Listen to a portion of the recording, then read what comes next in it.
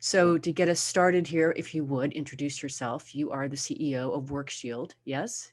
I am. I'm the CEO founder of a great company called Workshield. And what makes it so great?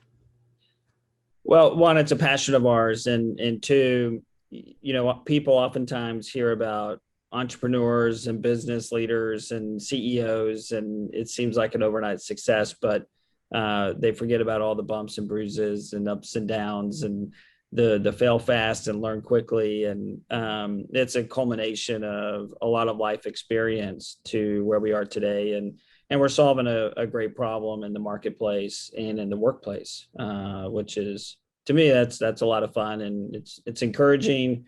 It's very fulfilling, and something I love to do.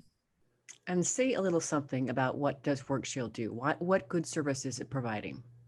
Well, Workshield is really one of the first and only solutions today that not only helps employers solve and address the workplace harassment and discrimination, but it actually gives employees a true voice that's heard. And when they're heard with intent and empathy, we actually ensure a clear path to resolution. And for the first time, it's really a win-win-win situation. It's a win for the employer because we're mitigating the risk. It's a win for the employee because they actually feel like someone's actually listening to them, their voice is being heard. And then it's also a win for the culture, because when you're actually able to give employees a voice to be heard, and they know it's going to be heard and taken seriously, and whatever the incident is or the issue is, there is a clear path to resolution. What that does is it creates this culture that a lot of DE&I experts are trying to get to. We're just solving it a lot quicker. Sounds good to me. And one thing that you said in one of our other conversations that I thought was really interesting, and I have reflected on actually, is you said that it's one thing that's important for employees is to be able to be heard, and sometimes all they want is an apology. That's right. That's right. Yeah. And so this is where I say I'm a recovering lawyer. So I try not to tell too many people I'm an attorney by trade. But going back to my roots of studying law in law school at SMU, everybody has to take torts. And the professor that was there teaching torts, he had this role of apology. And it was this whole thing about where the plaintiffs, so they did this big research that all the plaintiffs that ended up suing and they won, the researcher went back to the individual and said, hey, are you happy? Did this make you fulfilled? And sometimes they would say yes or no, and he would kind of say, well, what did you really want? What could have prevented all of this? And 9 times out of 10 they all said, I just wanted an apology. And Wow. that's it. And so there's this role of apology. And so some people like harp on other people that say sorry too quickly, like, oh, I'm so sorry, right? Well, okay, I get some of that. But at the same time, the person or the leader that is able to say, I apologize, I am sorry. You know what? That is a great viewpoint. I'm sorry if we're not seeing that viewpoint. Let's talk about it. And one that can admit and have that empathy of knowledge, of also the knowledge of, hey, I don't know everything, but say they're sorry. What that does to the other person and to a culture overall, it allows people the ability to speak their voice. And so this idea of making every voice be heard, at the end of the day, they just want to know that they're important, that they mean something to somebody. They mean something to a process. They mean something to this idea of a company, this idea that we're all working towards, no matter what company you're with. But it's this idea of like, hey, I matter. I matter. And it's important. And I matter because you're going to hear my voice. You're going to listen to it. You're going to feel the fear. You're going to feel the anxiety. You're going to feel the excitement sometimes. You're going to feel this kind of nervousness. You're going to feel how this person is actually, on the inside, just this idea of like, oh my gosh, if I could rip myself open and you could see it all, let me tell you what it would look like, right?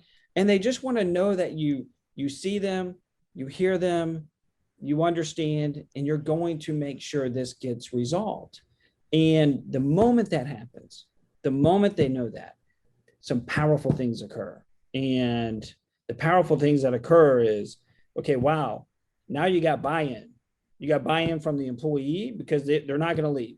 So your turnover goes down, your retention goes up. And then you got buy-in from the companies and their coworkers, because now what's the number one way, whether right or wrong, things spread? Word of mouth. Mm-hmm. You have an employee that feels heard. Now all of a sudden everybody else knows about it. Hey, look what they did here. They did this. This is awesome. Blah, blah, blah, blah, blah, blah, blah. And all of a sudden you get this kind of energy. And so when that energy is there, what does that do to the culture? What does that do to the company? What does that do to moving the company forward, to growing, to succeeding, to, more product out there? I mean, it all is encompassing. And it really starts, the base of this foundation is really starts from giving the employee a voice that they know is going to be heard. So You have no idea how fantastic this conversation is, because so much of what we're trying to evangelize in this series is, one, this notion of the experience of work, but two, the notion of recognition as a culture. So being recognized, being heard, being seen, being valued, being mattering. Certainly, that's all complete beautiful resonance for us. It's beautiful. So back on your side, your team, then I'd like to understand if you've got some sort of an understanding of what it is that makes your employees proud. Why do you think they're proud of their work that they do at Workshield? well, I think it also depends on each department that we have at Workshield. But overall, what makes us proud generally is that we are solving everyday problems in the workplace that have not been solved forever. And we have a broken system in today's economy in workplace. And so what do I mean by that? Well, if you start out with the notion of that, the workplace is just a microcosm of what's going on in society at large. Okay, if that's true, which we believe it is, I think most everybody would, you look at society at large, are we broken? We absolutely are. We are a broken society. We can fix this though. And so when you think about it that way, what makes us excited here at Workshield is that every single one of our employees is always there to, number one, make sure the voice is heard. Number two, make sure it's heard with intent and empathy. And number three, make sure there's a clear path to resolution on any issue. And look, we've had issues of my employer's discriminating against me because they're only putting Fritos in the snack bin and I like Cool Ranch Doritos. And I keep telling them, right?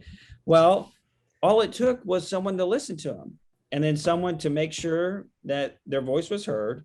And then we just reached out and said, hey, guys, stop putting Fritos in. The whole rest of the team likes Cool Ranch Doritos. They did it. Guess what happened within a week?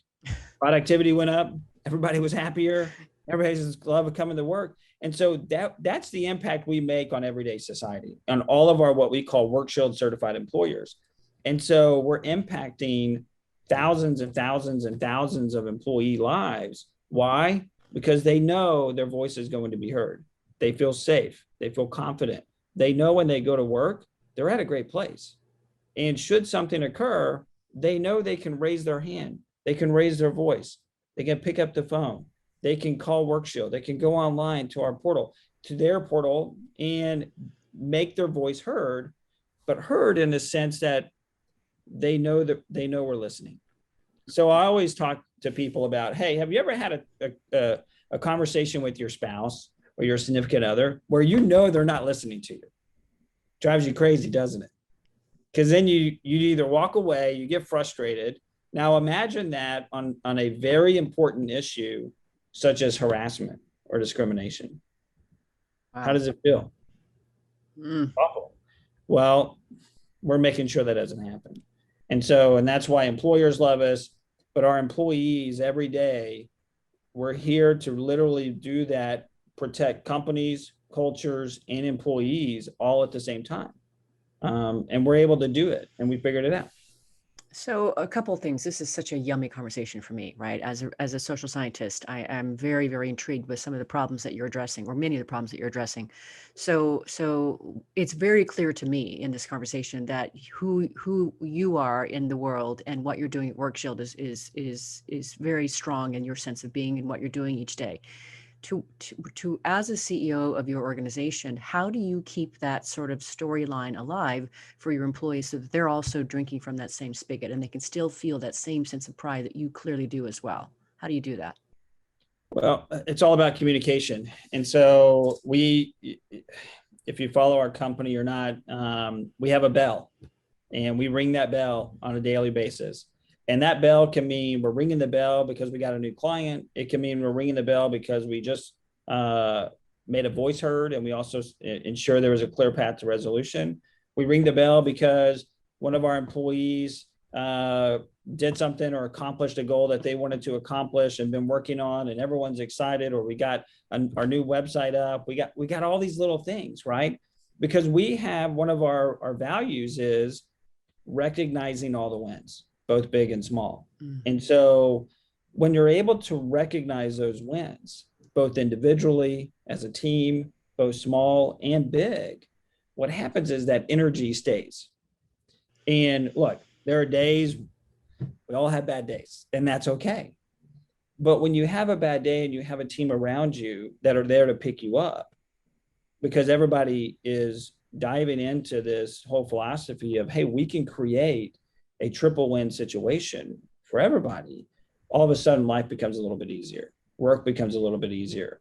People are getting in earlier than what they're supposed to. They're staying later than what they want, than they're required to, or whatever the case is, whatever you want to call it.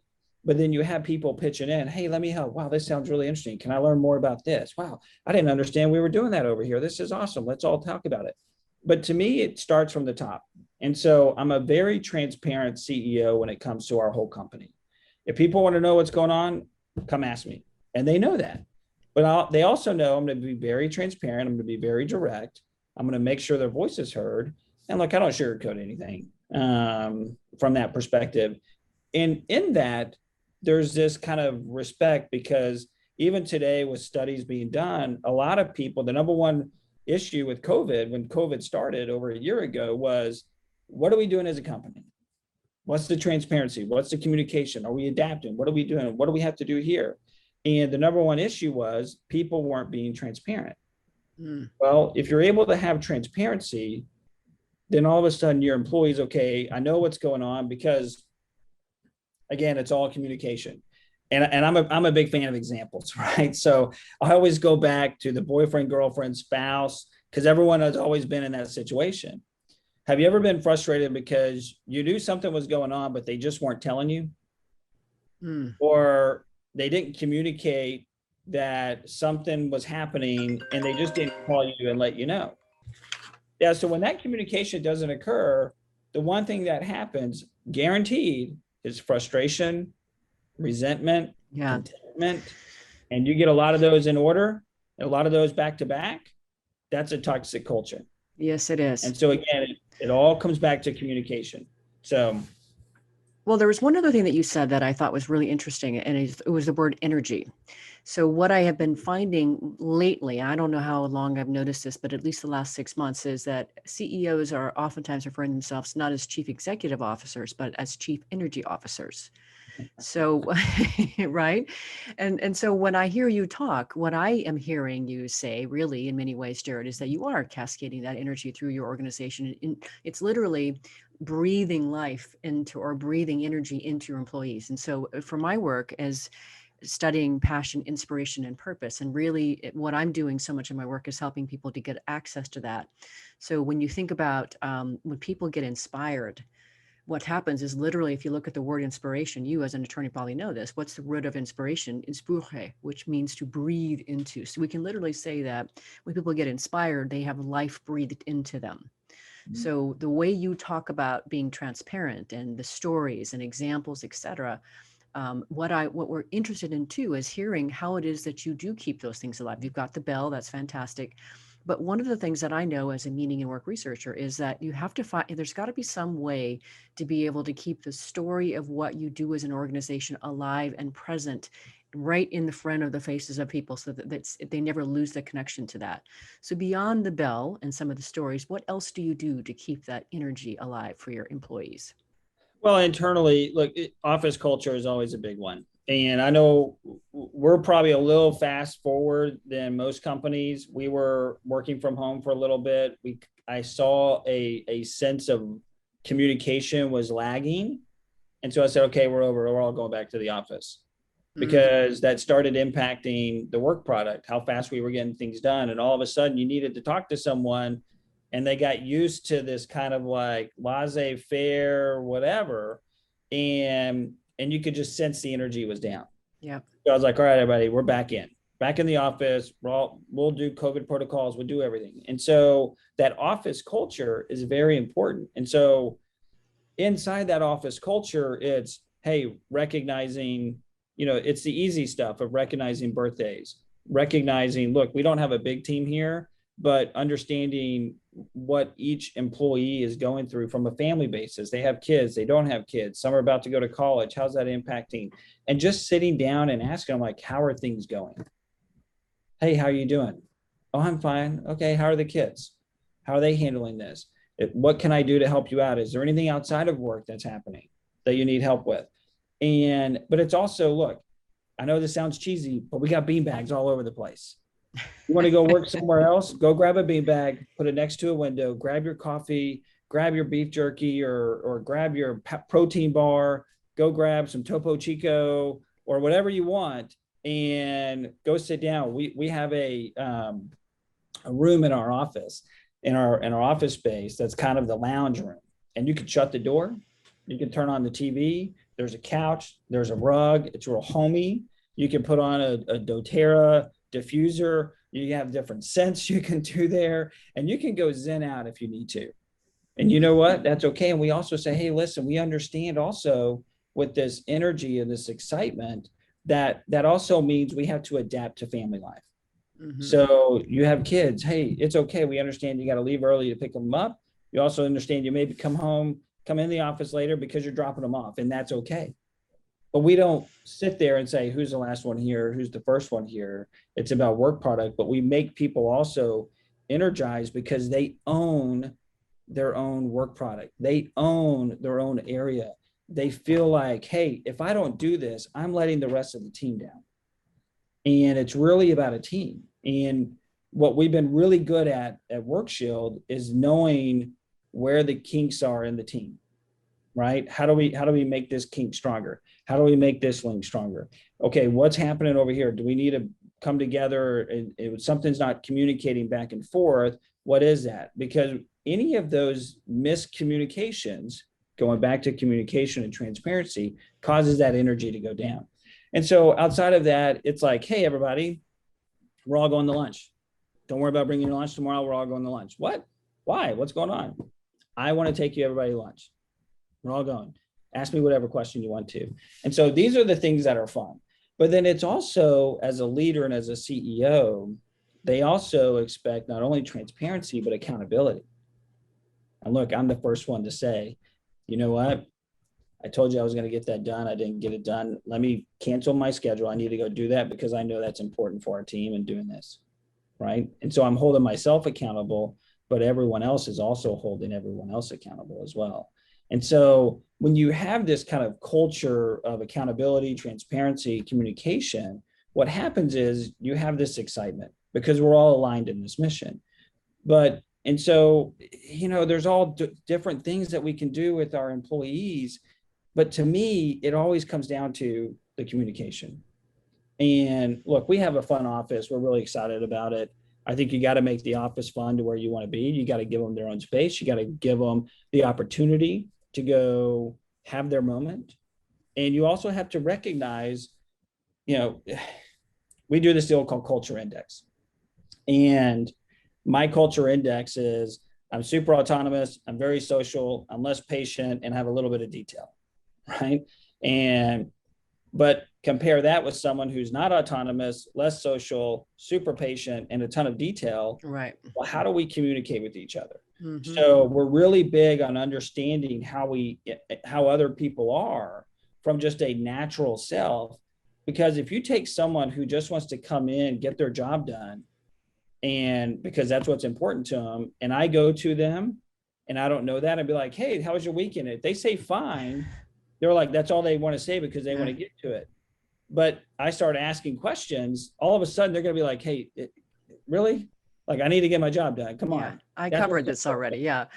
Where someone asked me and I'm like, oh my gosh, let me tell you about my weekend. It was so much fun. First on Friday night, we did this. And then on Saturday morning, blah, blah, blah, blah. And then Saturday night. And then like 30 minutes later, I'm like, so how was yours? And they're like, oh my God. Like, so it's understanding how people are too, right? Yeah. And that's the fun part of it. And we also kind of laugh at each other too. We have a good time, and we say, oh, wait. No. Don't. And we understand everybody better and how to have that communication. Because if you communicate with someone incorrectly, so I'm a post-it note person, right? So what does that mean? Hmm. I like to throw a lot of ideas up. That doesn't mean they're final. I'll throw them all up and then I'll take them down as we discuss, and then we'll pick the final one.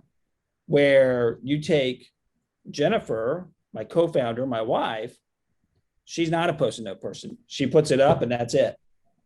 And so you take her and I say, well, hey, what about this? And then all of a sudden I get distracted and go somewhere else. And she's like, well, is that the final one or not? So, but if she didn't know I was a post-it note person, she could take my one post-it note and run with it. And I'm like, well, no, that's not what I meant. So it's also understanding that idea and that personality and how people communicate back and forth. That's also important.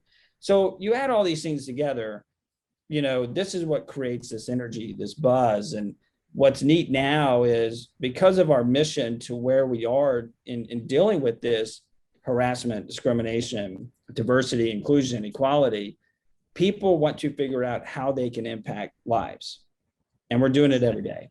And so being able to do that, we're also finding that, a lot of people want to come join us. And that's fun too. So it's, I get a little teary eyed, but I'm really proud of what we're building here. So. Oh, and this is the heart of the conversation, Jared. So I want to drill down a little bit more on this, because one of the things that I know as a logotherapist, as an organizational logotherapist, which is it's really a meaning centric thing. And the idea being that meaning is our chief concern as human beings, and that we can find meaning in the work that we do. And certainly when we are focused on serving other people, there's this notion of self-transcendence, which is incredibly meaningful for people. It really, really gives a true sense of pride. So my question to you then is, to what extent do you think that your employees recognize really almost daily that they really are impacting lives? And is that part of the source of their pride? Well, it's all the issues we see on a daily basis that come in, and then we see it resolved because we see what happens in the workplace culture. Reports get done, submitted every day, and then we investigate them with our team and we solve these problems. And we get the calls back from the employees that say, hey, I've never felt like I've been heard before. This is amazing. You took what I said, you took what it's down, and before y'all came along, it would take 2 months or a whole month for anything just to get resolved. And we did it in 4 days, less than 5 days on average. And so when they call back and send us a note or send us an email that says, I just want to thank you for listening to me. Mm-hmm. Those are the stories that become very powerful for us. But it's also the stories that they get to see and hear. We haven't lost one client in 3 years. That's amazing. We've had 100% retention for 3 years. And I think that's a testament, because our employees and our team members, they know they're impacting lives, but they also know they're impacting cultures. And so we often say, hey, you got to practice what you preach. And if we didn't have a great culture, how can we go tell everybody else, hey, this is how you have great culture, by making sure your voice is heard? And so to me, that's the daily interaction of how they're impacting lives. And That's then so awesome, Jared. Do you know that? That's so awesome. Thank you. I know. Sometimes the hardest part is, as a CEO, as a business leader, as a founder, as someone that's always trying to drive the business forward, is sometimes we have to take a step back and just smile. And that's my hardest thing I have to do. Because I'm go. I'm all energy, as she said. And sometimes it's I have, Travis Foster, who's on our founding team, and he's our legal officer. And I call him everyone's favorite because everybody loves Travis, right? And we have such a great relationship that he always comes in and he says, "Hey, I just want to remind you, a year ago we were here and look where we are now. Mm-hmm. Hey, 3 months ago versus now, we have 90% growth in 3 months. Did you recognize that?" And I'm like, "No." And he's like, "Okay, stop. We need to go ring the bell, right? Let's go ring that bell. Let's go celebrate. Let's go take 10 minutes. Let's walk around the office building and just go enjoy the outside and the weather. Let's go grab a cup of coffee, or let's just go sit down in this little park that's right outside our office and just talk." This is insane. Why will not this not silence today? Um, yeah, I think this button is broken. Um, okay. So here's something else that you're saying here. So what I haven't said to you yet is I haven't helped you understand that from when I step back, what am I doing in the world right now, Jared? Is I'm really out to be able to. What you said is that the but it wasn't society, but the world or whatever is broken. It terribly is broken. That's why I wrote the first book that I did about awakening people to passion and purpose. And so much of the work that I'm out to do is to be able to elevate the workplace so that people not only want to come to work there, but they thrive there.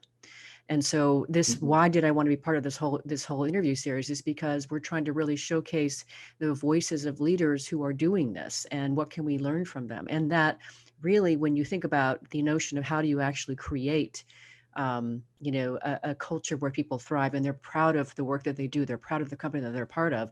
What I know about that is that's incredibly motivating. And so much of the work that I'm out to do is to be able to help create those cultures that you're helping to address too. So having said that, then what advice would you give as a CEO, as a leader for other organizations that maybe haven't quite hit the stride that you have? They don't have employees that feel as proud as yours do about coming to work and doing what they do. What would you offer for suggestions or ideas for them? I often say if they're having a tough time, I would say, go look in the mirror and ask yourself this one simple question: is your heart all the way in it? Ah, that's so great. Yes. And if the answer is no, you got to find something else. If the answer is no, you got to take another step back and say, why not? What has happened? And every day I wake up, I love what I do. I love what I do. And it's funny. So I wear my heart on my sleeve sometimes. And, the best thing that has been the most enjoyable. And I grew up from a single mom, not a lot of money. She could have made less on welfare. She said no, and she kind of drove through that, right? And so I understand what it means to not have money. I understand what it means to grow up without a lot, and just to be able to go get a new pair of soccer shoes to go play soccer. But and so knowing that history about me, to me the proudest moments, and I cry every time it happens, is that I'm getting teary now, but to give the bonuses to the employees, I cry, and it's like Dick Vermeil, right? And to me, that's my heart into it, because it's not only protecting the companies and the other employees, it's about providing for our own employees. Yeah. It's about knowing that, hey, this bonus, because I know they have kids, I know they need this money, I know it's going to help them, and I know they're going to feel valued because they're not expecting it. Mm-hmm. And to me, that's what is exciting. That's the best part of it. So I knew we were supposed to meet, Jared. I love that about you, by the way. I love it that you get moved to tears because of these things, because you're connected to this mission with your heart. I love that. Thank you so much for letting us witness that with you. By the way, that was fantastic. Worth the price of admission for sure. You're too kind, but thank you. Well, and again, so much of the work that I'm out to do. I mean, I have my radio show, Working on Purpose. I've been doing this work for at least the last 8 years. I was raised with the notion, I grew up with parents who had a farm and then a restaurant. And I was always taught that work is noble. Work is a really important part of your life. This is what you do in service of your person. And it never occurred to me, and we were hard workers. It never occurred to me that work was something you had to do. that you slogged yourself through. It never occurred that way for me. So much of what we're trying to showcase here is to be able to show what it takes through the eyes of a CEO and a leader as to how to help impact that and really raise the boats for everyone. A lot like what you're doing for all the service that you're doing for your clients. Really, in many ways, what I see you doing as an organization is you are teaching people, one, how to communicate, how to respect each other, how to treat each other. Because as you said in one of our first conversations, people don't know how to communicate, and that is so true. And they also don't know how to simple acts of being kind to someone else, how far that goes. So I see that what you're doing in the organization is so much of what I'm doing but in a different way. And there's a resonance there that I really appreciate. Well, we have our passion, our hearts in it. And look, I used to sell books door to door, and You did? Wow. in college. And so it was a company called Southwestern Company. And the whole idea was, you're there to run your own business. You sell books door to door, they're educational. And a lot of times so you go to this sales school for a week, and I did it for 3 summers. And they take you to a different state, not your home state or your home city. And you even got to knock on a door to find a place to live. Okay. For the whole summer. So it teaches you a lot about courage, a lot about, you throw your cool card out the window because you're not cool. You're selling books door to door, and that's okay. And, you become a little goofy, but you also understand you're just a person, and that's it. And so, going into this, and they would say like, hey, if you're only in this for the money, it's going to come across in your sales. And you know what? It'll come through. And that doesn't mean you won't be successful. But if you come through with a service-minded heart and a service-minded goal, it's amazing to see people's reactions. Yes, I am completely 158,000% aligned behind you on that. Completely. So many great pearls here, Jared.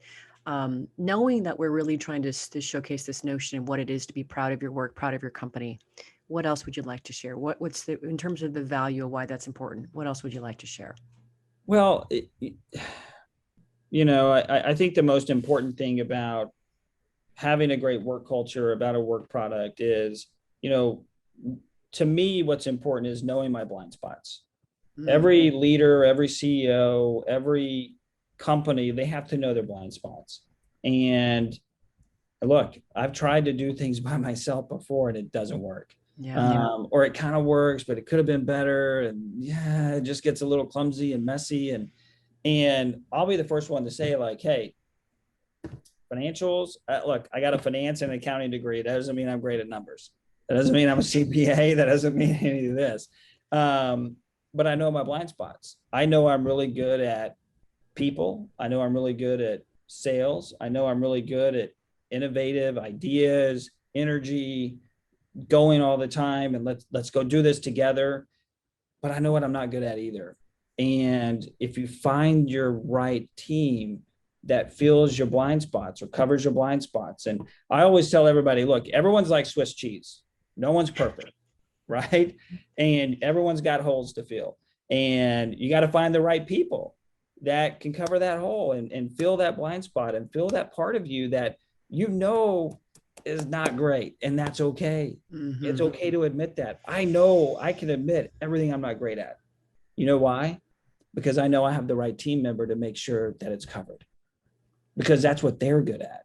And then all of a sudden, when you do that, what happens is you now empower that person to say, hey, I need your help on this. This is in your box. This is in your area. I need to rely on you that you got my 6 because I got your 6 team members.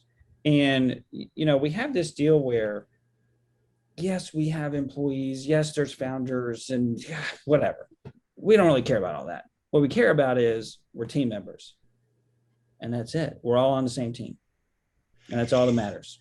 You know what you're saying, that's so great, that aligns so well. Because I've been hosting my show for 6 years, that's like 320 episodes or something. I've met some amazing leaders and authors. And I had Marcus Buckingham on my show. Do you know who he is?